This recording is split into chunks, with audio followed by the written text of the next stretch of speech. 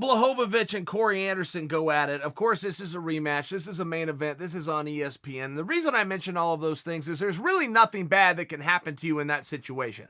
I say that because I feel as though Corey Anderson has done a lot of things right over the last period of time and is probably likely suffering some post-fight depression today. I mean, look, there was a lot at stake in all fairness, okay? It's not all moonlight and canoes for Corey just because he was in a main event, just because he was on ESPN.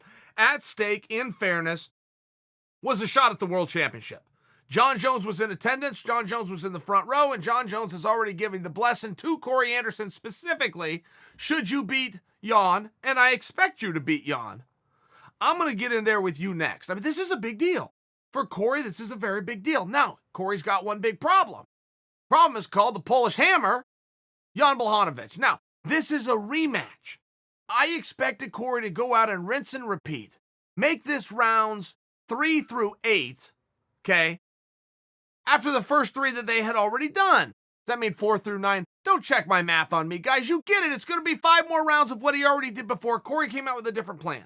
He was a little bit striking heavy. Now, I don't believe if this fight was going to go on that Corey was going to stand his fate for too much longer. I think he was testing reins. I think he was getting respect, and I think he was getting Jan to start to raise his hand up. I liked the way Corey was fighting. I liked how light on his feet he was. I liked the head movement he had. Jan Błachowicz, which is a big power striker, was having a really hard time. He was starting to slow down. He was starting to plant his feet. He was starting to look for that one big punch because Corey was jumping all around. Corey was just very hard to see. Very good way to fight. To be able to move like that and be able to throw those jabs like Corey was throwing and land them, by the way, with all of that movement means Corey worked his ass off. He was well trained. He was ready to go. When you're wearing 4-ounce gloves and you're taking on a guy known as the Polish Hammer because one punch is all that it takes, and we've seen that in his last 3 contests, one of them over a former world champion in Luke Rockhold, I think that it becomes even more apparent you don't want that one big shot. Now, hindsight is 20/20, and if Corey could go back, yes, I'm sure he would have clinched up a little bit earlier, but it doesn't work that way.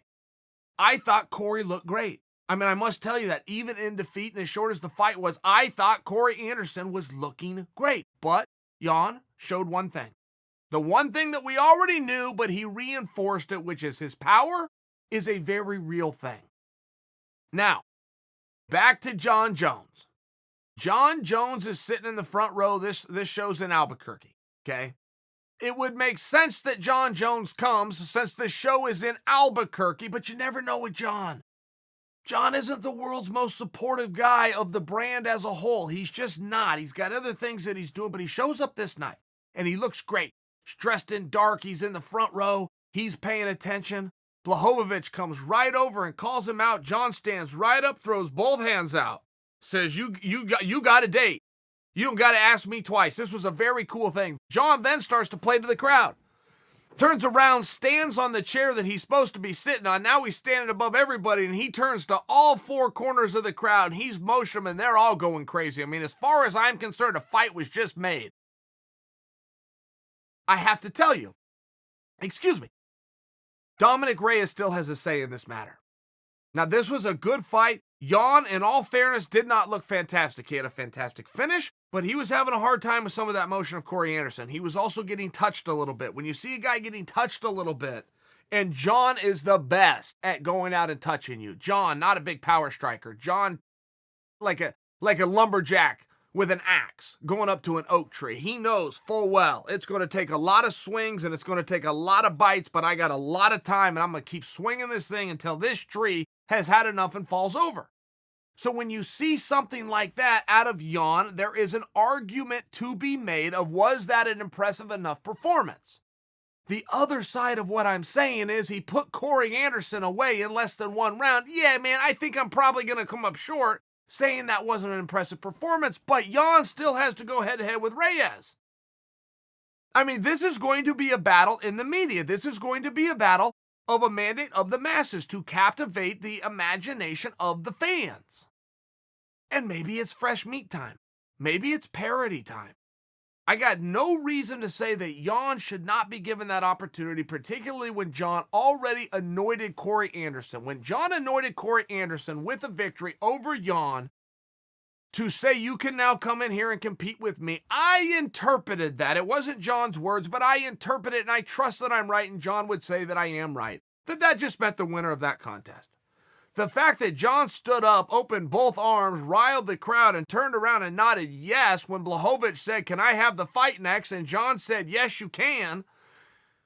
I mean, look, there's only a few things we've learned about Jon Jones since his comeback.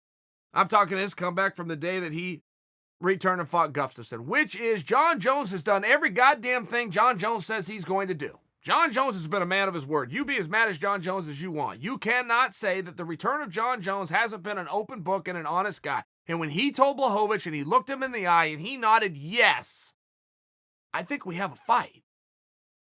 I do predict for you that Reyes is going to attempt to make his argument. And I will share for you, if he can bang that drum loud enough and give enough supporters behind it, we might have a little bit of fun in the world of politics here. But if there's anything that we have proven, it is that the light heavyweight division is back. The light heavyweight division is resurrected. The mere fight that Błachowicz and Reyes are going to have to go to the media and slug it out to try to get a mandate shows what a difference a day makes and what a great spot Jon Jones is in. Who do I want to see him fight the most? I like parity. There's something to be said for some fresh blood.